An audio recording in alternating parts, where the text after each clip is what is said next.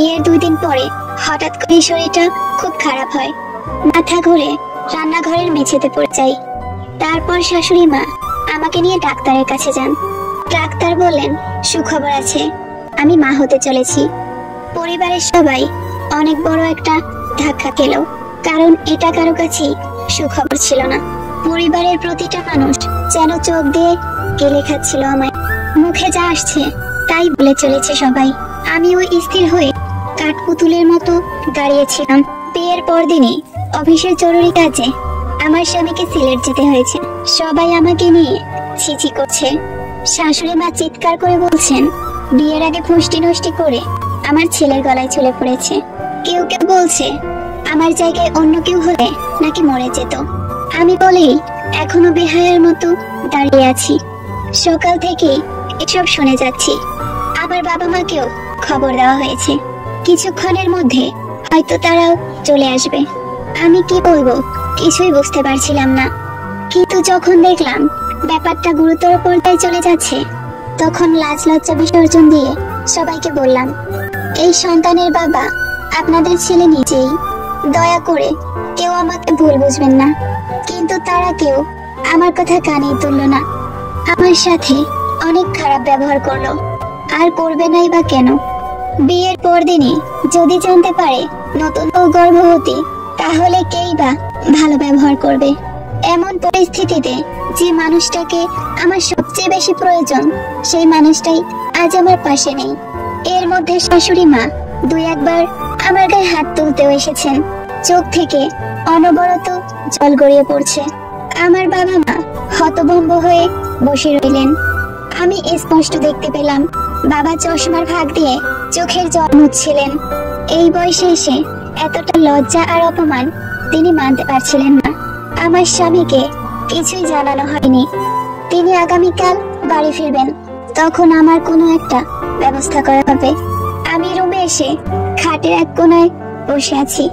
মাথার উপর ফ্যান ঘুরছে। বিয়ের 2 দিন হতে না হতেই শ্বশুর বাড়ির এমন রূপ দেখতে হবে আমি কখনো কল্পনাও করিনি। প্রতিটা মেয়েই একরাশ স্বপ্ন নিয়ে শ্বশুর বাড়িতে পা রাখে। আমার সব স্বপ্ন ভেঙে চুরমার হয়ে গেছে। এমনটা হওয়া কি খুব দরকার ছিল? একরাশ হতাশা আমাকে ঘিরে ধরলো। আসুন এবার প্রথম থেকে আমার গল্পটা বলি। আমি পরিবারের বড় মেয়ে, দেখে শুনেই আমার বিয়েটা ঠিক করা হয়েছিল। আমার শ্বশুর বাড়ির প্রত্যেকে আমাকে দেখে পছন্দ করে তবেই বিয়ে পাকা করেছিলেন। বিয়ের আগে কোনো ছেলের সাথে আমার কোনো প্রেমের সম্পর্ক ছিল না। 2 পরিবারের সম্মতিতেই আমাদের বিয়ে ঠিক হয়। কিন্তু আমার স্বামীর বড় ভাই বিদেশে থাকতেন। তার আসতে 2 মাস সময় লাগবে। বড় ভাইকে ছাড়া তারা বিয়ে দিতে আগ্রহী নন, তাই বিয়ে 2 মাস পিছিয়ে দেওয়া হয়। তবে বাকি সবকিছুই ঠিকঠাক ছিল। তারা আংটি পরিয়ে বিয়ে পাকা করে রেখে যান। আমাদেরও কোনো আপত্তি ছিল না। ভালো বংশ, ভালো ছেলে, তাই অমত করার কোনো কারণ ছিল না। আমিও ভাবলাম ভালোই হলো, এই 2 মাসে একে অপরকে জানা চেনা যাবে। আর 2 মাস তো বেশি সময় নয়, দেখতে দেখতেই চলে যাবে। স্বাভাবিকভাবেই আমি আমার হবু স্বামীর সাথে ফোনে কথা বলতাম। মাঝে মাঝে আমরা দেখাও করতাম। এভাবেই আস্তে আস্তে আমাদের সম্পর্কটা আরো গভীর হয়। সবকিছু বেশ ভালোই চলছিল। বিয়ের দিনও ঘনিয়ে আসছিল। একদিন বিকালে আমি আমার হবু স্বামী হৃদয়ের সাথে দেখা করি।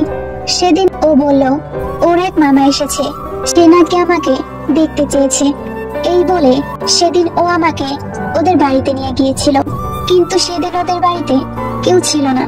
আমি অনেক বেশি অবাক হয়েছিলাম। পরেও বলল একান্তে কিছু সময় কাটানোর জন্য তোমাকে এখানে নিয়ে এসেছি। আজ বাড়িতে কেউ নেই, সবাই বিয়ে বাড়িতে গেছে। আমি ওর মতলব খুব ভালো করেই আজ করতে পারছিলাম, কিন্তু ততক্ষণে অনেক দেরি হয়ে গেছে। ও আমার সাথে জোর জবরদস্তি করতে শুরু করলো। ও বলল 2 দিন পরেই তো আমাদের বিয়ে, তাহলে সমস্যা কোথায়? আমি তাকে বোঝানোর অনেক চেষ্টা করেছিলাম। বলেছিলাম আর তো কয়েকটা দিনের ব্যাপার, কিন্তু ও আমার কোনো কথাই শুনলো না। সেদিন ওর শক্তির সাথে আমি পেরে উঠিনি। আমি কি করব কিছুই বুঝতে পারছিলাম না, কারো কাছেই কিছু বলতে পারিনি। শুধু সৃষ্টিকর্তার কাছে প্রার্থনা করছিলাম যেন সবকিছু ঠিক থাকে। আমার অনেক বেশি রাগ হচ্ছিল ওর উপর। এমন একটা মানুষের সাথে সারা জীবন কাটাতে হবে ভেবেই ঘৃণা হচ্ছিল আমার। কিন্তু বাবা মায়ের সম্মানের কথা ভেবে আর কিছুই করতে পারিনি। অসহায়ের মতো চুপচাপ সবকিছু সহ্য করে গেলাম। কিন্তু শেষ রক্ষা আর হলো না। যার জন্য এত কিছু, আজ সেই আমার পাশে নেই। কাল তিনি বাড়ি ফিরবেন। আমি সারা রাত ঘুমাতে পারিনি। এমন পরিস্থিতি তৈরি হবে কে ভেবেছিল? সকাল থেকে কিছু খাইনি, আর কেউ আমাকে খেতেও ডাকেনি। অবশ্য ঘরে জায়গা দিয়েছে, এটাই তো অনেক। অনেক মানসিক টর্চার করা হয়েছিল আমার উপর। পরদিন আমার স্বামী বাড়িতে আসেন। তারপর তাকে সমস্ত ঘটনা জানানো হয়।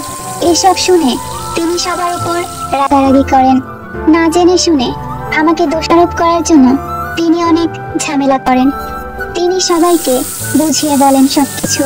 শাশুড়ি মা বুঝতে পারেন দোষটা আমার নয়, দোষটা তার ছেলের। পুরো বাড়ি থমথমে হয়ে আছে। সবাই সবার ভুল বুঝতে পেরেছিল। হয়তো আবার সবকিছু ঠিক হয়ে যাবে। কিন্তু যে কাছের মানুষগুলো এই 2 দিন ধরে আমার সাথে খারাপ ব্যবহার করেছে, তা আমি কি করে ভুলে যাব?